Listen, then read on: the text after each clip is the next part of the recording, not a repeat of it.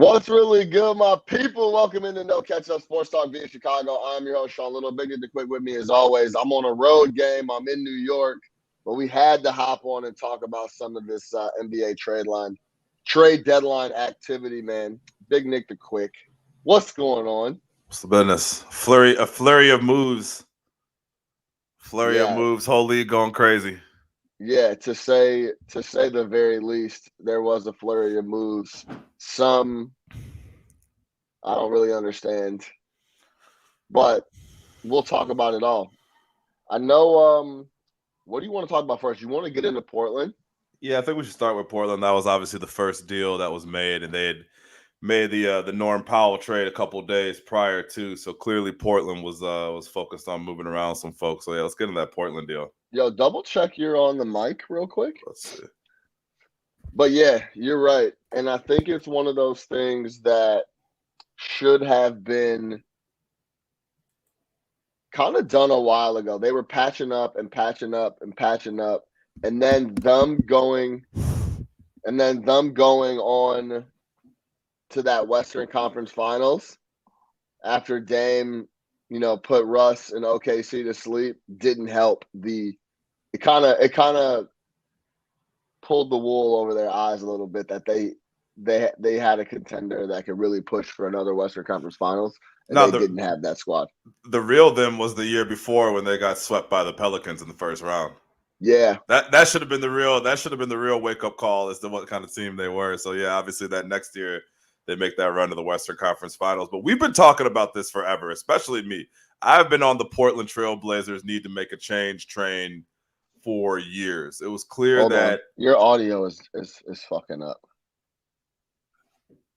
It's like cutting in and out. Hold on. You think it might not be your my headphones? Yeah, it might be your headphones because yours is okay. Kind of shoddy. You sound good on your side. Yeah, as far as I can tell, it's consistent. Okay. Yeah, do we got anybody on? Okay, cool. No, we're good. Let's go. Yeah, so we've been talking about it for years, man. Like this team has needed to make a trade. They need to shake it up. Their roster is presently constructed, wasn't going to get it done. They completely abandoned the concept of even attempting to play defense. They're a bad defensive team, so their solution is to add Enes Kanter. We're a bad defensive team. Our solution is to add Carmelo Anthony. It's like doubling down on scorers when you already have one of the most prolific scorers in the game. So I think we kind of all knew. Portland to me was just one of those squads. Like, yeah, they might give you some exciting performances. If Dame puts on like his cape, you might win some games. You might fuck around and win a series, but it's not sustainable for long-term success, and it's not the roadmap to a championship. So they obviously need to make a move, and I think if they were really serious about it, that move probably did need to start with CJ, and it's clear that they were based on what they did yesterday. How do you feel about it? Yeah. Before we even get into the details of the trade, like just their direction in general. I just think that Dame was loyal to a fault. I don't know what's next for them, and we kind of have we're going to talk about that and what they're going to do and what the next move is. But I think he was just loyal to a fault, man. I get it. That's like his character. Yeah. But it's either pick a ring or be loyal to Portland, a team that you've given everything already in a vast majority of your career. I think that it was very clear that the teams that they were putting together weren't going to get it done. And it wasn't Dame's fault. And now we're in a situation where Dame is now by himself. They're going to try to convince him to stay. And I don't know if I would trust them if I was him. I think that's what it comes down to. So we'll see. Because there's some other situations around the league where he would be he'd be a really good fit and be able to like legit Matt Stafford it and make a real push to try to get a ring. So I got some thoughts on that. Let's get in the trade first, and let's circle back on that because I might be coming from a different direction on ultimately what he's going to do. Yeah. But let's just get into the deal itself. So yesterday, the Trailblazers, they acquired Josh Hart, Nickeil Alexander-Walker, Tomas Satoransky, some dude named Lazauda, a protected 2022 first-round pick. Yeah, DD. And a protected 2022 first-round pick. And the better of Portland and New Orleans 2026 second-round pick. So whatever. Pretty much they got Josh Hart, Nickeil Alexander-Walker, and a protected first-round pick in exchange for C.J. McCollum, Larry Nance Jr., and Tony Snell. Shout out Tony Snell, still collecting checks over here in the NBA. Good checks. You know, he hasn't missed a free throw in 3 years. I saw the statistic. Yeah. How many he was taking? 40, what, 55? 46 in the last 3 years. Yeah, so pretty much they get C.J. McCollum and they ship out C.J. McCollum and Larry Nance, who I like.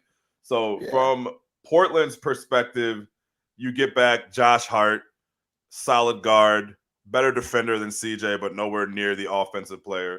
And you pick up, which I thought was interesting, Nickeil Alexander-Walker, a 23-year-old young up-and-coming player. Obviously has some things to work on with his game as far as shooting and stuff. But if you want to pull back young pieces, that's a pretty good haul for them. And then you clear out a shit ton of cap space by getting off of that CJ deal, getting off of the Larry Nance deal, and adding in another first-round draft pick. So yeah, here's if you're watching live right now, here's the actual graphic that is kind of reshaping the Blazers. They got 20.9 trade exception and up to $50 million in cap space for this upcoming year. They could have 2 lottery picks in the 2022 NBA draft, and then they can rely on young players: Anthony Simons, Nasir Little, and Nickeil Alexander-Walker. So Simons is balling this year. Simons is nice. Simons is real nice. And nice. He's like 22. Yeah, he's got. Man, it's just like that. All that stuff we say about when these dudes get like an opportunity and they have some confidence. He's one of those guys where he's just out there playing. He's just like Desmond Bain, just like fearless types. 100%. So when I saw this and when I was kind of thinking about this trade. And just kind of, and then seeing that graphic, seeing what they have going forward, right? Yeah. Seeing that they still have Dame. They got a couple young guys. Anthony Simmons plays very well next to Dame. He's a better defender than CJ, so he kind of checks that box for them. He plays the 2, so he slides right back into that starting backcourt spot. Then you got some young talent, and you got all this cap space plus these picks. I really think that Dame Lillard, and from the reporting, from what it sounds like, Dame Lillard was in on this trade, right? Like, they didn't just make this trade and then tell Dame about it afterwards. I don't think they just made this trade and then tell CJ about it afterwards. I think both of these guys knew what it was. And I think that they kind of sold Dame on the fact that, look, man, what we have right now isn't going to work. There's absolutely nothing that we can do this year that will make us a contender, right? Like, absolutely nothing we can do for 2022. It's a wash. You know it's a wash. You're hurt right now. We're 12th in the West. Like, we're not going to make any run at anything this year. And for the future, as presently constructed, we know how this is going to end. New front office comes in. I think they're telling Dame, hey, look, man, we're going to give you a clean slate. We're going to clear off a shit ton of money off the books. Construct it how you want. We're going to pick up a bunch of draft picks. We're also going to have a $21 million trade exception. For those that don't understand how that works, that means the Blazers, normally in NBA trade, salaries have to match up. The Blazers essentially have an extra $21 million to work with to make a salary match up. So they could trade a player that makes $10 million and bring back a player that makes 30, which is huge when you're talking about trying to land superstars. So if they're looking at it like that, it's like, Dame, you're the GM. You got the clean slate. You go out and recruit all summer. You find out what superstars you want us to land. We got some young guys here for you. We're going to have 2 lottery picks. We're going to have $50 million in cap space. We're going to have a massive trade exception, and we're going to be incredibly motivated to make you happy. So, like, yes, you could try to force your way to a different situation in the league.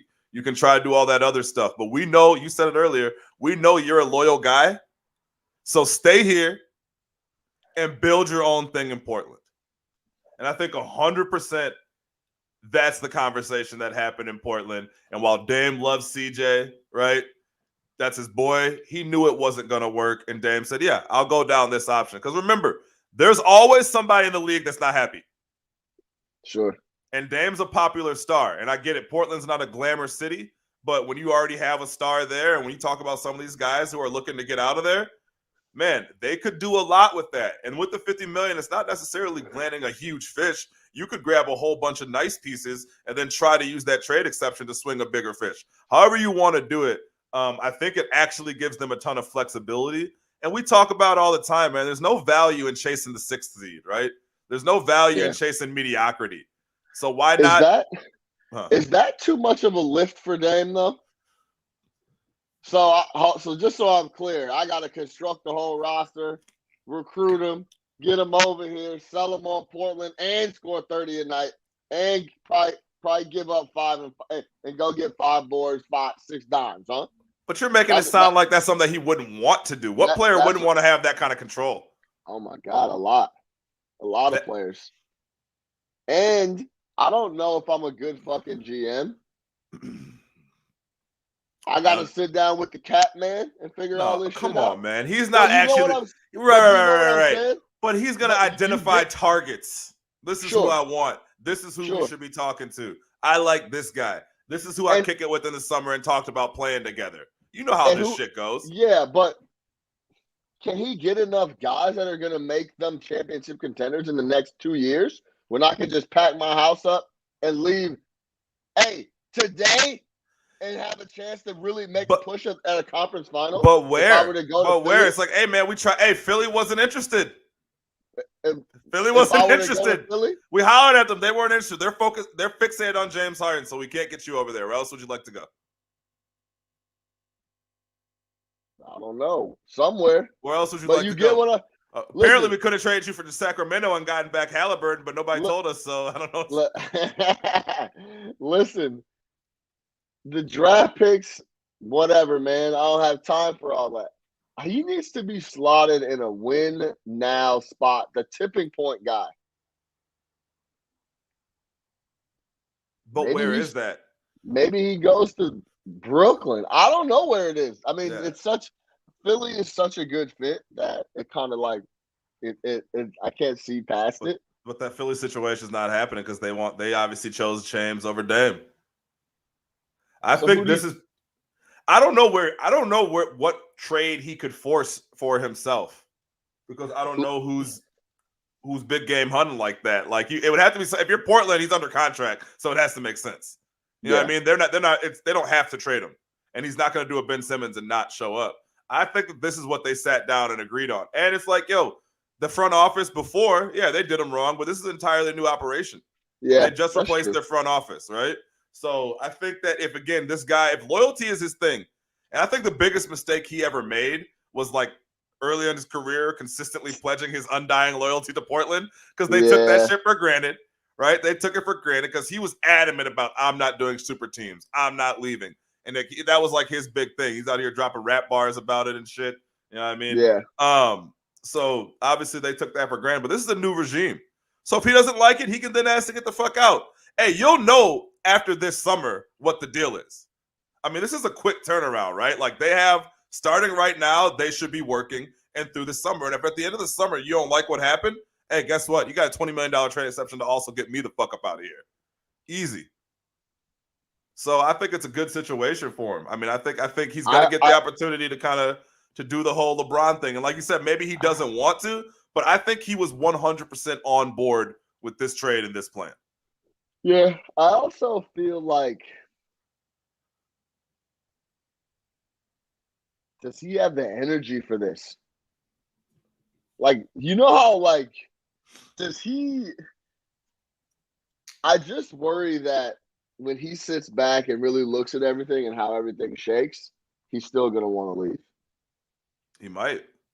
You know what I mean? Like, this is a lot, like, this is a rebuild, a retool, whatever you want to call it. And I just don't know if that's my gut feeling is that why do we forget that he told us he wanted to leave in the summer? He said, I want to get out of here. Yeah. And then he just kind of shut it down and didn't say anything. And he hasn't said anything since. He hasn't said anything since. And now he's out on an injury with absolutely no need to rush back at all. I wouldn't bring him back at all. He probably won't come back at all, right?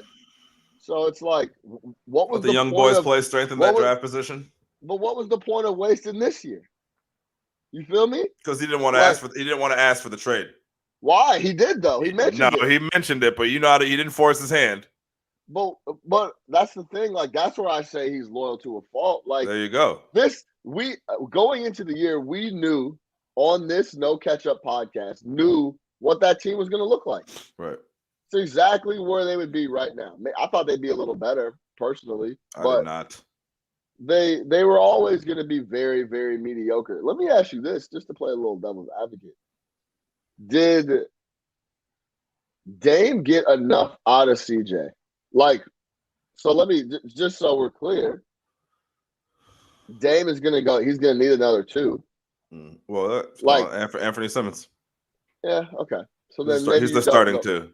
Okay, maybe you. That's why this thing kind of falls a little bit more into place because you got a young guy in the wings waiting for minutes. But this is the thing, man. Like, I don't know. Is he gonna?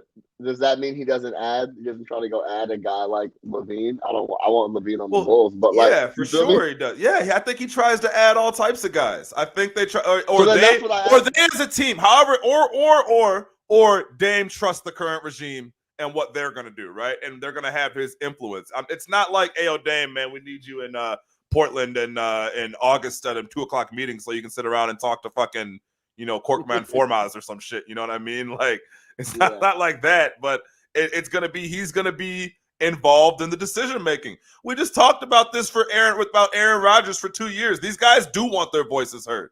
Now this is the opportunity for your voice to be heard loud and clear. Shit's too late, man. Hey, it might be too late, but again, too late. Knowing he's that loyal and he's not going to force that trade yet, this is the best option. Again, maybe after the summer he sees what they do.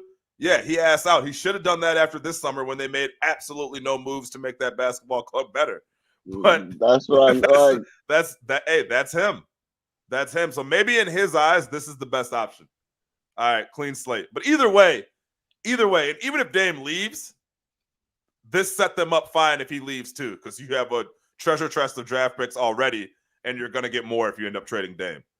So if you're Portland, applaud them for hitting the reset on this, because this situation 1,000% needed a reset.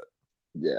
So I go back to my question. Do you think that they got enough out of CJ? Why could CJ have turned it up a notch and helped out a little more than he did? I love CJ. I love his game. I think he's one of the smoothest offensive players I've seen in a while. I love CJ. I love his game. I think he could really fill it up. But could he have helped Dame a little more? I mean, he's had some injuries issues. He could have learned how to play defense. I mean, that was one of the biggest problems with them. It really came down to, like, neither of them, they're both minus defenders, and you just can't have that in a 2022 NBA backcourt. Yeah. Yeah, well, especially when the problem was, if you were going to do that, and this is where it comes down to the organization, so I don't really push it on CJ. If you are going to do that, you need to surround them with high IQ wing defenders, versatile defenders, guys who can switch, guys who can pick up point guards. You know what I mean? Like, that's what you need. Larry Nance's and those type of guys, but you didn't have any interest in keeping those type of guys or building a team full of those guys. You got to understand, you have enough scoring. Between those two guys, you have enough scoring. You got to put other things around them. But all they ever wanted to do was just keep adding more scoring. And it just never made sense. If you had Cantor, but he's unplayable in the playoffs in the fourth quarter.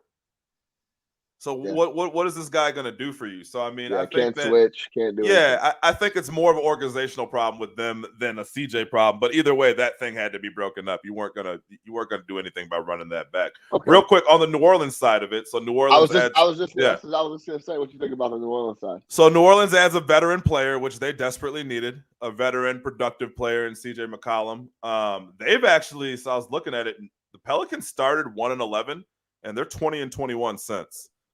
So they're on a nice little run here, playing 500 basketball. Zion is still they got Valanciunas on the squad. Yeah, it's your boy. Zion is still a myth. A myth at this point. We don't know where he is, what his deal is, what the story is with him. But I think for them, yeah, go ahead. When you're a team like that and you know you're never getting any free agents, if you believe that McCollum's an upgrade over Josh Hart, then you make that deal.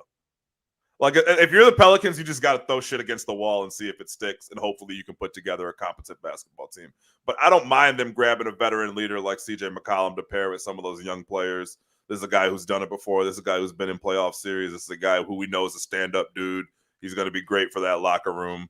When healthy, he's definitely an impact player. So I got no problem with them making that move, because Josh Hart's not taking you anywhere.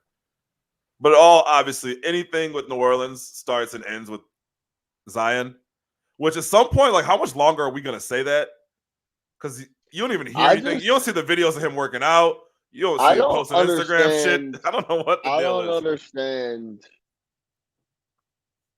how you just give back a whole year of your career like that. Willingly. I don't know. It just doesn't make any sense to me. I don't understand. Well, at this age, at 22. You're not. I guess you've been battling injuries, but it's a lot more to it. You've been battling the kitchen. Yeah. You know what I'm saying? Like, it's a lot more to it than that. And I just, man, that's well, you know what they got to do this summer, part right? of it that bothers me, man, is that it seems like a mental thing, you know? So let me ask you this. It's not about him playing ball, because we know he can hoop. It's just like it's a mental thing that he's not out there playing with the guys and trying to, you know, build on the great start of his career. He doesn't want to be in New Orleans, obviously. He never wanted to be in New Orleans. But then that goes back to my other shit. I talk about this all the time. If you're going to do this, tell them before the draft, listen, do not take me off the board. I'm not coming. I'm not bringing my family down there. I'm not doing this shit. Don't do what you're doing now. How many games has he missed? 115? He's played in 84 games out of, call it 240. Yeah. Like, you know what I mean? So let me ask you this. So if you don't want to go, don't go. Don't sabotage yourself. Crazily enough, this summer they have to decide on whether or not they're giving him the max extension. If you're the Pelicans, if you're David Griffin, and Zion and is he Rich Paul? Whoever his people are show up. No, he's CIA. Zion and Austin Brown. Shout out Austin Brown. Show up to your door, and they say, "Hey, look, man, we want our 4-year, 5-year rookie max extension." What do you do? It's you go with the gut feeling that you've been talking to him and you've been seeing him work out and you see where his mental is. If you think his mental is not locked, then you don't do it. And you just pass on the Zion Williams thing as a whole at that point. If he doesn't want to play there, or I guess you sign him and trade him. But if he never gets on the floor to trade, like, you know, if you're a team, are you trading for $200 million worth of Zion Williams? This is a very insider question.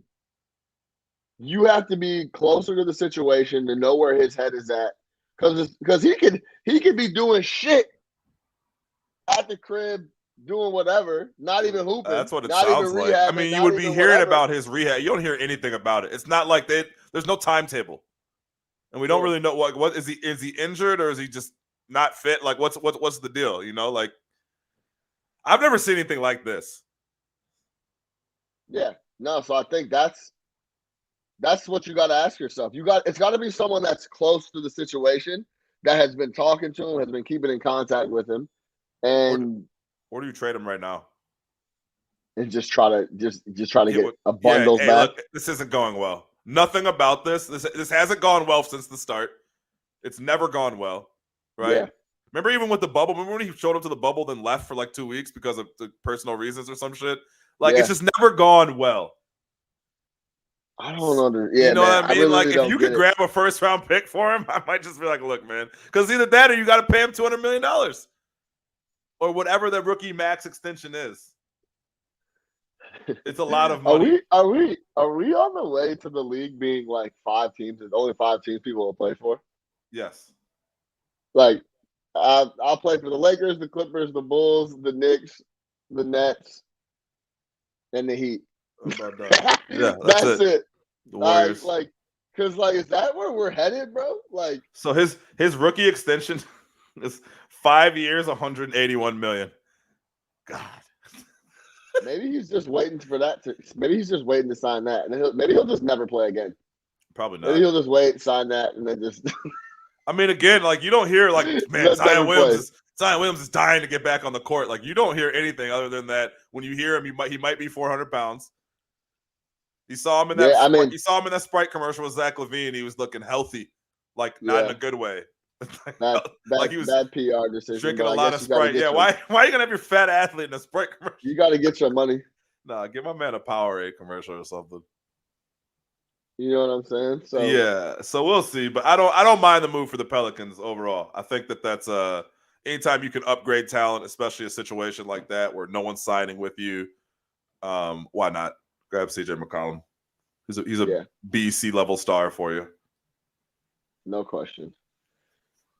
All right. You want to move over to? You want to talk against Halliburton? Makes no sense. Worst. This is the worst trade I've ever seen. Break it down. And so let's start by saying this, right? I understand, and I heard a lot of this yesterday. I understand that Demonta Sabonis is a really good player. We've watched Sabonis. I think you've talked about him on the pod before. I think he's one of your guys, right? I like Sabonis. I know he has a Sean type game.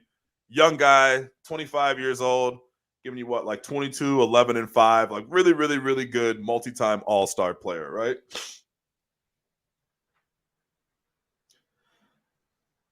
I don't understand, for the life of me, if you are the Sacramento Kings and you have a 21-year-old player who you just selected in the lottery last year, who has publicly stated that he wants to be a part long-term of your shitty franchise, because you have been a shitty franchise since Game 6 of the fucking 2001 Western Conference Finals when you lost to the Lakers, and haven't been good since then. Right? This team hasn't made the playoffs in 20 years. You get a guy like Halliburton, who everybody loved coming out the draft. Everybody loved during his rookie year. We watched a few Halliburton games, and you're just like, yo, I watched this guy. This guy gets it, right? He plays. He understands basketball. Understands basketball at a high level, plays it the right way, and will at some point in his career affect winning positively, right? Yeah. He takes a leap this year. He's giving you 17 points, 9 assists, 4 dimes, shooting 43% from the field. Obviously, the team's not doing well, but that's not his fault. Your roster is shit. But he is literally your bright spot, right? Like, if there was a definition of an untouchable player on the Kings, it should have been Tyrese Halliburton. Instead, yesterday, shockingly, the Kings trade Tyrese Halliburton for Jeremy Lamb. I'm sorry, the Kings trade Tyrese Halliburton, Buddy Hield, and Tristan Thompson for Demonta Sabonis, Jeremy Lamb, Justin Holiday, and a 2023 second-round pick. In a move. Is that what it was?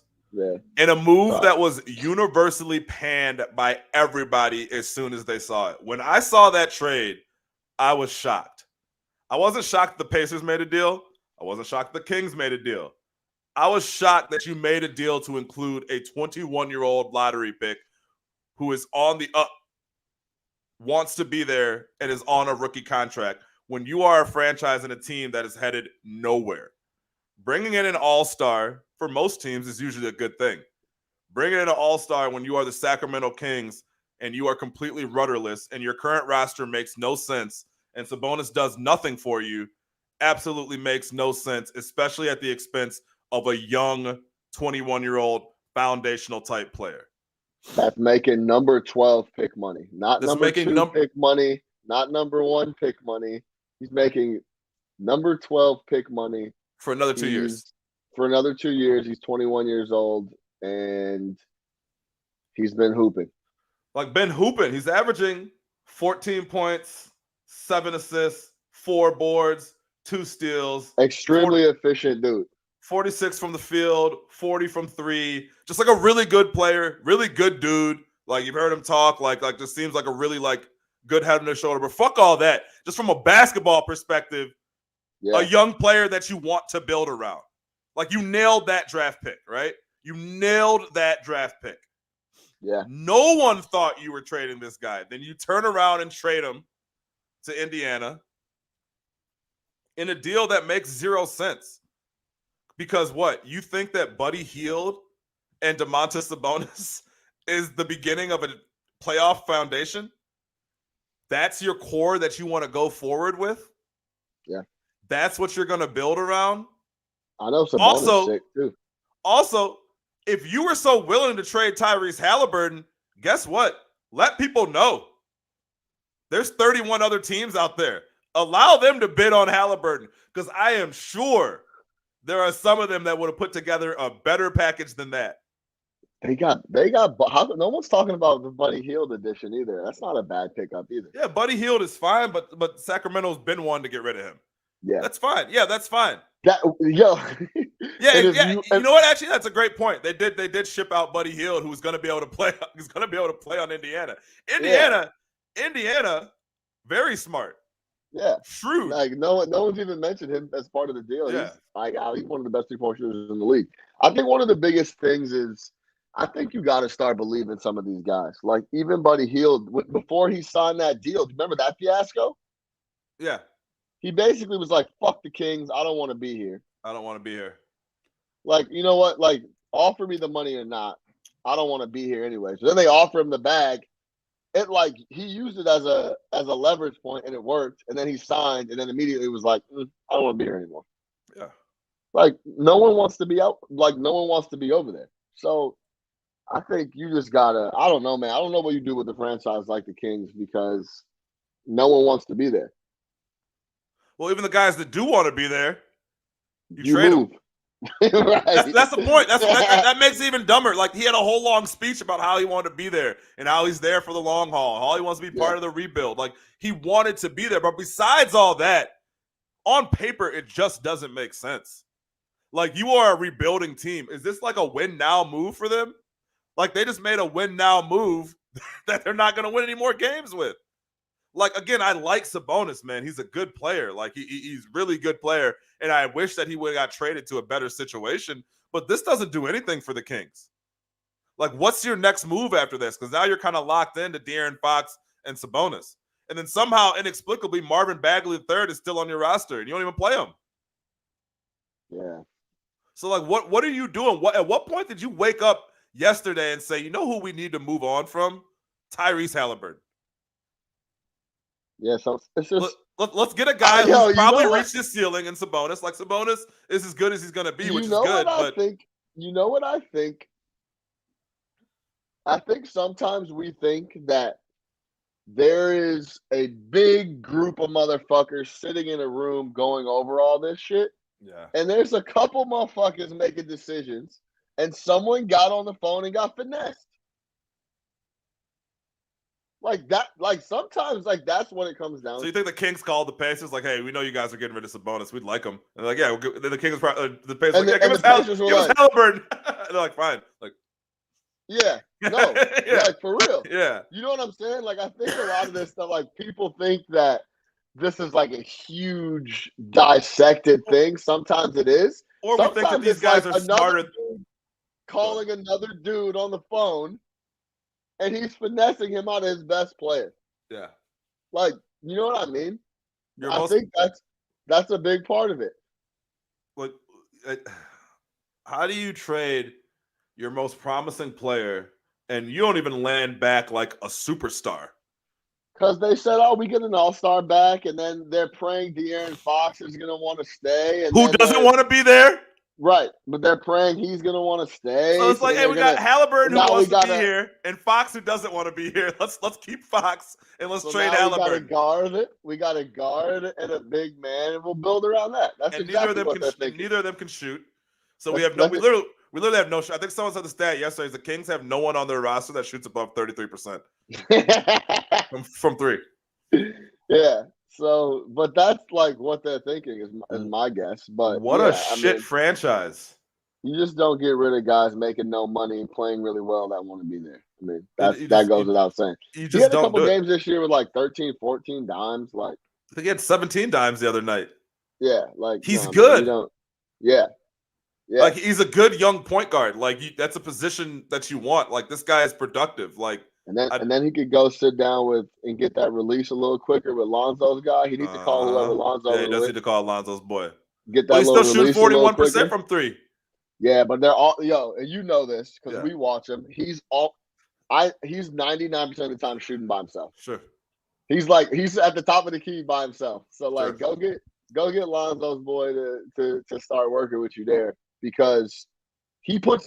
That's the thing. He's putting so much pressure on defenses that he's always getting open looks like at the top of the key. Always. Right. So, hey, man, and the Pacers get back. You know who they get back, right? Fucking TJ Warren, the bucket, gonna come back. Yeah, right. That dude hasn't played since the bubble.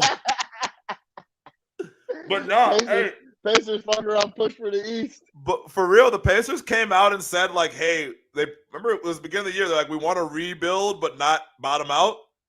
And that's exactly what they're doing. That's exactly what the fuck they're doing. They looked at Sabonis and Turner and said, we got to get rid of one of these guys. They have so many guards now, though. They got what? So it's Brogdon, Duarte. But you can move, but you can turn around and flip Buddy Hield for a first-round pick right now. Yeah. You can get a protected one off Buddy Hield. Call the Lakers. Hey, protected one. You can get – that's the thing. They have a ton of flexibility. And now you have Halliburton. So you have Halliburton, Brogdon, and Turner under contract. Yep. Duarte's a rookie, so he's under contract. You have what's-his-face as a trade piece in Buddy Hield that can get you another first-round pick. You got shit from the LeVert trade. Like, yo, you're looking solid over there. And so you got a young foundational piece back. Yeah. So does Turner go nuts at the 5 now? Yeah, absolutely. Did you see what he posted on Twitter after the trade? It was the Spice Adams doing the dancing roll around. Yeah. He's hurt right now, but when he comes back, he plays the 5. And Tyrese Halliburton makes life extremely easy for him. Yeah. So you go with him. You have Duarte. You have Brogdon when he comes back. When he's healthy, Brogdon's good. You can slide him into a lot of different spots. Halliburton plays the 1, and you just build your team out because you're going to have another good draft pick. They're in an excellent spot. Like, if you want to look at rebuilding on the fly, like, again, they looked at their team this year and were like, yeah, we have nice players, but we're not fucking doing anything. Fuck it. We'll punt on Sabonis. We'll try to punt on Turner, but if somebody wants to trade for him because he's hurt, that's fine. Let's actually keep him.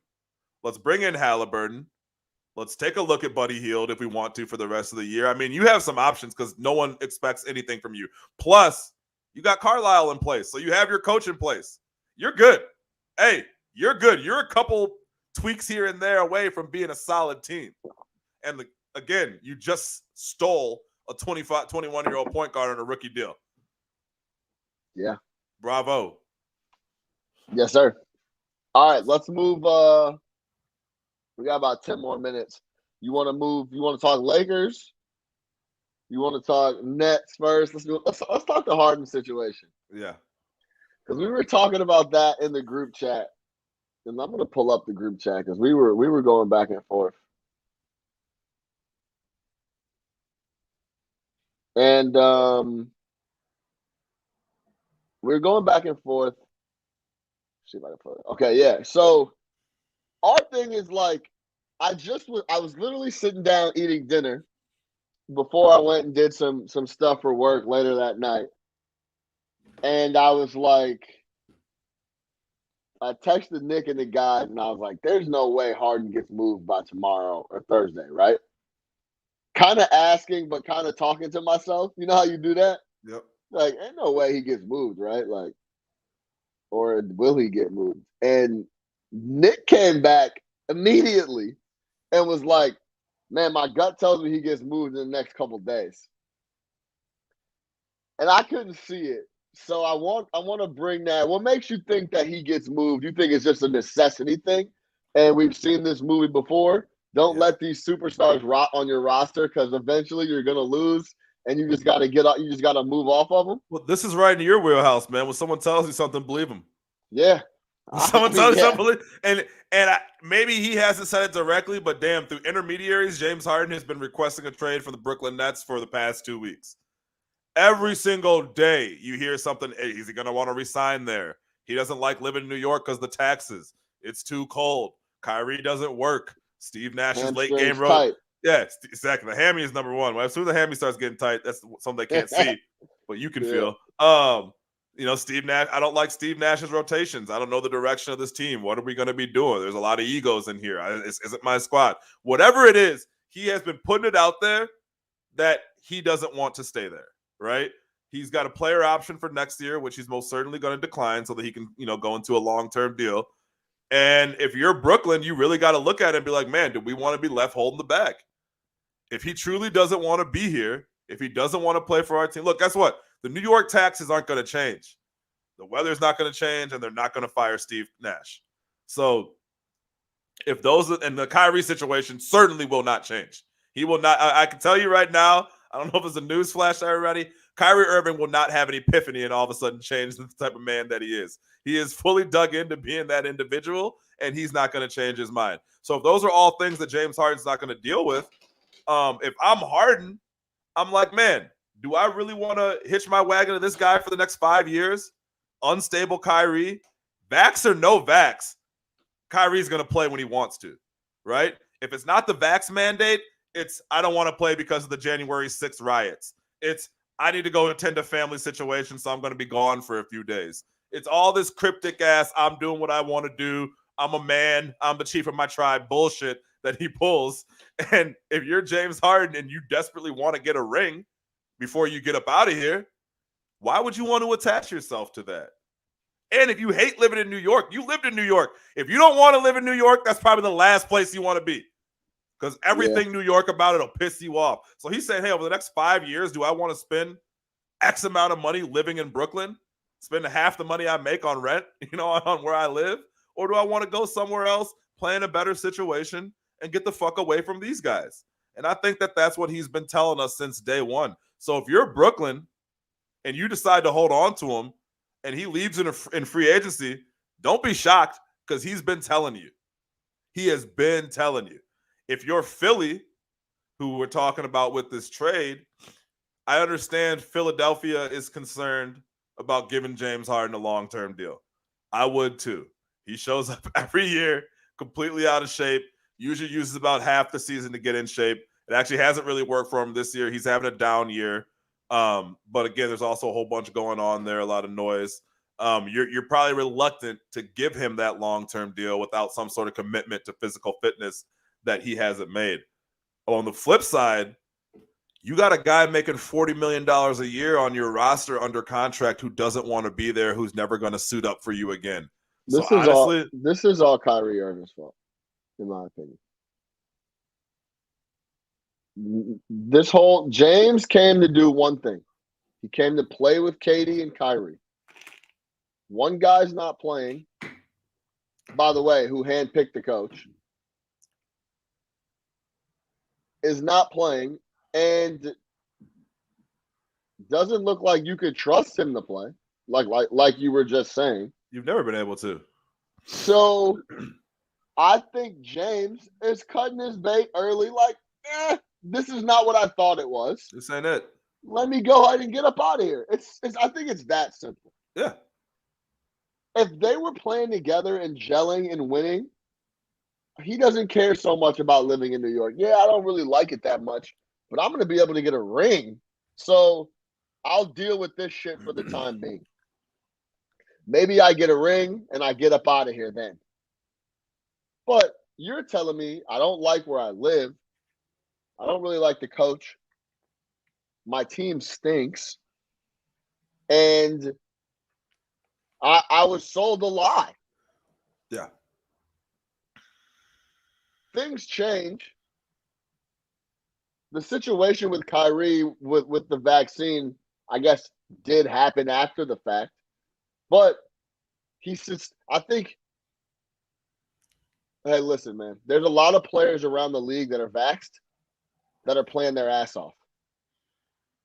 Kyrie doesn't think he should have to do that. That's fine. But this is the fallout of that.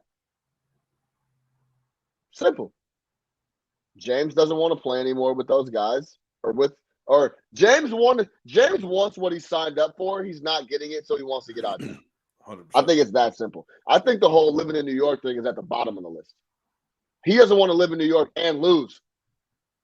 If he was winning, no problem in New York. Winning always cures everything. But yeah, when you go home after a 15-point loss to fucking, you're tiny, not tiny. Obviously, James is living nice, but he's paying a lot of money to do that, and he's a Cali boy. Which look, moving to Philadelphia, you're not going to solve the weather problem. I can tell you that. But sure. I just think that he doesn't want to be there, and he probably is also like, man, you know what? I had my best success when I was with my boy Maury. Just get me over to Philly. And like I was saying, the Philly part of it, Philly gets it. Even if you're Philly and you're worried about giving him a long-term deal, I would still trade for him regardless. And if it doesn't work out or you decide, hey, we don't want to pay this guy the next 5 years, Fine. It cost you Ben Simmons, who wasn't coming back anyways. And now you just have Joel Embiid, a shit ton of cap space, and some options to make some other moves. Because Ben Simmons is not putting on a Philadelphia 76ers uniform ever again. So whatever you can get for him, especially because trading for James Harden you're already a contender. It makes you a legitimate contender. It adds you another legitimate superstar to your roster. And you just go for it for this year. And if you decide this summer, like, man, I really don't think this is the guy that we want to give 5 years. At that point, I think it's $270 million to. Fine. It cost you Ben Simmons, who wasn't coming back anyways. So at this point, if you can get anything for Simmons, take it. Who cares about the long-term thing? It's not going to be perfect like that because this is an imperfect situation. But get Simmons out of the building or wherever he is. Get him out of Philadelphia. Get Harden in there and just kind of go from there. Don't worry about all that other shit.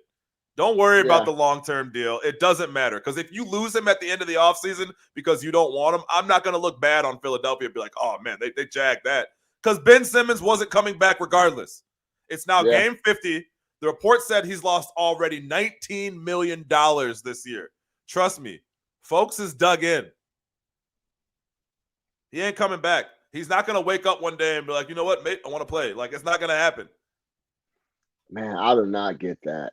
Yeah, I don't get it either, but all the articles have come out that they've talked about it. I guess he was upset that Doc Rivers didn't. So you should read this article that Ramona Shelburne wrote last week. It was like an update on it. But one of the things it said, and this lets me into Ben Simmons' psyche. So I guess after the season had ended, he was upset that Doc didn't come to see him when he was in LA. But I guess Doc was out in LA and was blowing up his phone and texting him. But Ben didn't return the texts or phone calls. But Ben was like, Doc knows where I'm at in LA. He knows the gym I hang out at. He should have came to it. And I'm just like, one of those. You're one of those? My man's hits you on the phone. He hits you with the text. Yeah. Yo, let's meet up. Let's grab lunch. Let's grab a drink. Where you at? He wants to be wanted. You want him to be like your girl. You want to be like a stalker, like girlfriend. Like, hey, where you at? Like, you know, I pulled up to where you're at. Like, come on, man. Like, chill. He wants to be wanted, man. That's like very clear. And he feels like you didn't pull up on me. They kind of disrespected him when they, you know, with all the shit in the press conferences and how they dealt with the situation. So he wants to go somewhere where he's wanted. He wanted a whole song and dance about how much they want him. Yes. Like, hey, I'm gonna pull up on you on your workout. I'm gonna run up on you when you're doing your squats. Because I'm Doc Rivers and I'm gonna be pandering. Paying you a max deal is not proof enough. And making you one of the faces of the franchise. It's not proof enough. And then literally forcing us to play 4-on-5 on offense is not signal enough that we actually want you on the team. So we gotta. We're sorry that you were in trade rumors last year, and we're sorry that Joel was unhappy with your performance last year, which was bad, and that your coach wasn't sure that they could win with you as a point guard. I mean, he's acting like they were like, man, Ben sucks. Fuck Ben. I mean, look, they threw him under the bus a little bit. So move on. Have a conversation with Joe. Yeah. Have a conversation. That's what it seems like. It seems like he's just not open to sit down and have that conversation. Then you show up to practice with the cell phone in the pocket. Like the whole situation is wild to me. So yeah, that's a loss. Trade him. If it's for 1 year of Harden, fine. If it's for 1 year of Dame, fine. Like literally fucking trade him. Stop asking for all this other shit for him because he's just a lost asset anyway. So like, I know they want to recruit as much as they can for a 25-year-old all NBA player, but you can't even look at him like that anymore. You got to look at him as a guy you have to get off your roster and get back whatever you can. And you should not be turning down impactful deals for Ben Simmons. I agree. We'll leave that there. All right, let's close the show on the Los Angeles Lakers, man. Did you hear what LeBron said in the presser yesterday after the game? I did not. I don't even listen to them. It's not his fault. Guy asked LeBron if he feels like the Lakers. So basically, the reporter comes on and says, the Bucks look like a complete basketball team. Do you think you can get to that level this year?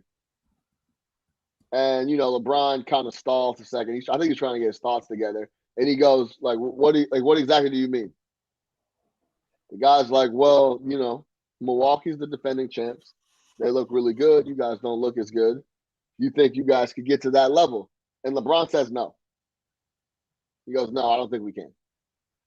You should watch that really quick. Put me on mute and then watch that really quick. It's only like a minute. Type in we're not on Bucks level in Twitter or something like that. It'll come up. But I thought it was really interesting because I could see LeBron trying to figure out a way to answer this question and not be honest. And he eventually just folds and he's like, yeah, no, I don't think we have it. And I think he's known that for a while now. We know the deal with Russell Westbrook and what's going on there. I don't know if this is a hot take, and I'm looking forward to getting Nick's input on this, but this is the first time I've seen Russ actually feel a little bit of pressure. Like, I've never seen Russ. It kind of seems like he is starting to feel the pressure of the situation. Like when he was catching heat in Washington, he's like, yeah, nah, I'll be good. And he did turn it around and started playing a lot better. When he was dealing with that situation with Durant in OKC, when he left and then he went on to win an MVP, he didn't seem like he was worried about what people were saying and how it wasn't affecting his game on the court. This stuff that's going on with the Lakers, I don't know if it's because he's playing with LeBron and he felt like he'd had to change his game to fit in or what have you, because he's never been a good shooter. This is not new, right? Like him not being able to shoot jump shots is something that he's never been able to do. So it didn't affect him being impactful to the game, though. And that's kind of what's happening right now. He's not very impactful at all in any way, shape, or form. He's not closing games. So that's kind of where I'm at on the Russ thing. I think he's actually starting to feel a little bit of that pressure. And then when you hear LeBron say, here's the quote. Obviously, you always kind of use games to see where you're at the moment, but we know where we're at this moment. Sitting at a few games under 500, we haven't played basketball that we'd like to play.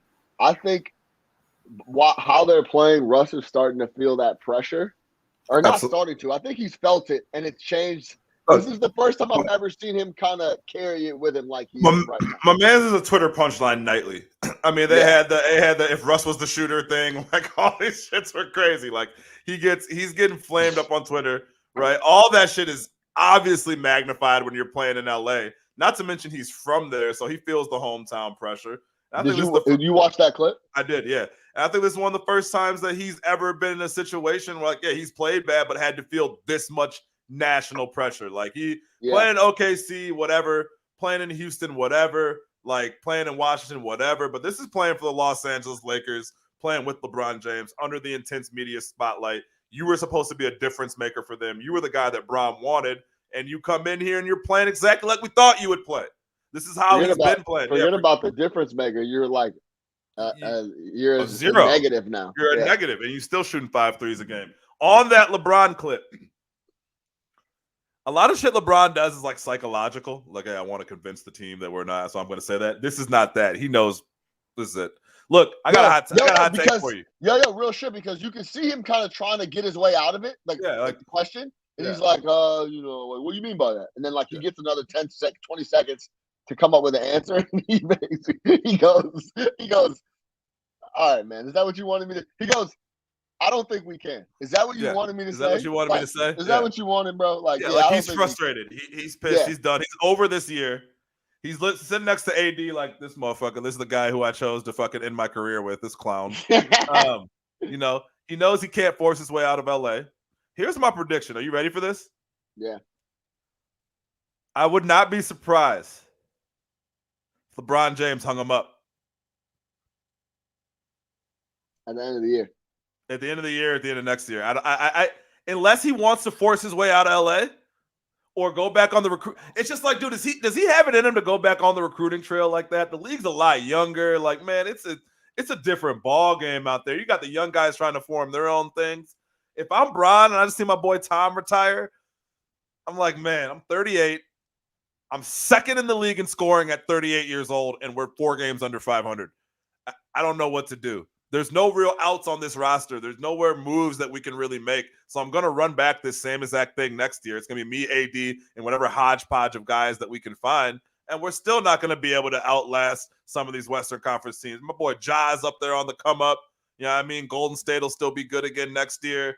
If Chris Paul's fine, Phoenix is going to be back next year. Like, there's a lot of teams. And where do we really fit into this unless I can get another star, which requires me to have to go out and do a bunch of shit that I don't really know if I want to do anymore. I'm 38. Yeah, I turn 39 next year. I'm definitely not going to limp off a basketball court. That is for sure. LeBron's not going to hang around getting 14 points a game, right? So at this point, he might look at it and just look at the body of work and be like, man, I can do so much else. Nike built the campus for me. I go over there, kick it, see what's going on. I'm building schools. I'm doing this. I got the Warren Buffett shit.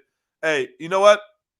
Thank you. I own a little piece of Liverpool. I'll go catch some. I can do it. I can do whatever the fuck I want. The most important person in Nike. You know what I mean? Like, I can do whatever I want. I can start my post basketball career. I can start angling to buy a team. You know, maybe I want to buy an NFL franchise, fix this situation over there.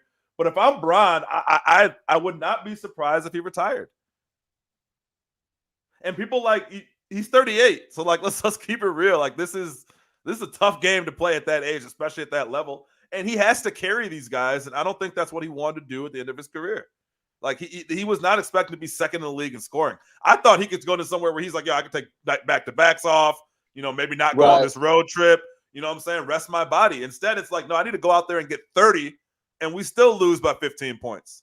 You know what I mean? So, like, I would not be surprised. And he hasn't said anything about it, and no one's asking him about it, which I think is kind of surprising, but he probably, and you know what he'd say. But I think there's a chance he retires. Shout out, I got Danny in the comments in Poland. Yeah, shout out Danny out of Warsaw. Yeah, I think he goes in Pelinka's office one more time before he retires. You think so? Yeah. I don't know about the whole recruiting thing, but it's just like, yeah, I think. But you never know. I could see him at the end of this year being like, man, well, fuck this. It's a young man's game. Hey, what did Vontae Davis say? Oh, shit, it's a young man's game. Yeah. Hey, Coach, it's a young man's game. It's a young man's game. He said, I'm done. Bro, he never came back. You mean after this year? No, I mean, dang. That was my last go. Took his shit out. He hasn't played since. That was it. Oak said, I'm finished. So, yeah, I think I wouldn't be surprised. Just because, again, man, it's like, what is he holding on for? Does he want to be 40 years old, being sixth in the West? Like, I don't think so. And I don't. Of course, they're the Lakers.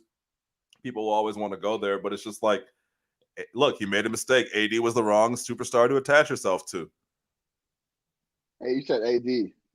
AD.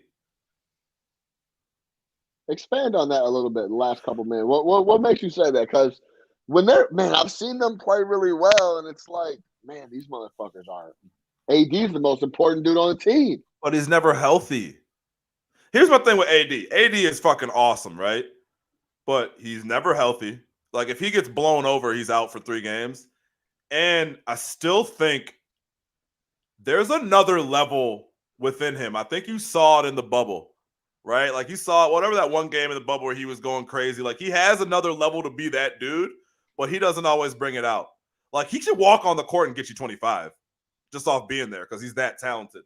But AD should be like, I'm not ready to call him like Karl Anthony Towns, but he should be up there giving you 30 plus a night, dominating, being the man, taking the torch from LeBron, being the Lakers' #1 guy, being the guy that everything goes through, being the focal point. That's what Bron wanted. Bron set it up that way. That's what he wanted. And then Bron comes in, plays point guard, does his thing, takes some nights off, rests his body, and gets ready for the playoffs. Instead, I think LeBron is playing 38 minutes a night right now. Yeah. He leads the league in minutes.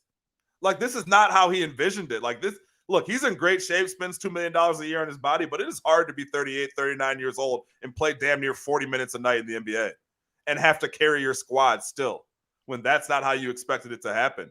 So I just feel like he attached himself to the wrong superstar for what he needed to do at the end of his career. He needed to have the end of his career be a situation where he could slow down a little bit and then ramp it up come playoff time. He hasn't had the opportunity to do that since he's been in LA. Yeah. All right. We'll leave it there, man. I think that was entertaining. I think that was fun. But yeah, we'll see what happens because a couple things are getting ready to happen in the next couple of days. And look out for your Woj bombs and all that. And we'll see how it shakes. Mm-hmm. But all right, we're out of here. For Big Nick the Quick, I'm your host, Sean Little. I'm on home turf next week. I'll be back. We can talk some more. Make sure you subscribe everywhere: iTunes, YouTube, Spotify. Lock in with us. No catch our sports talk via Chicago. I'm out of here. That's good.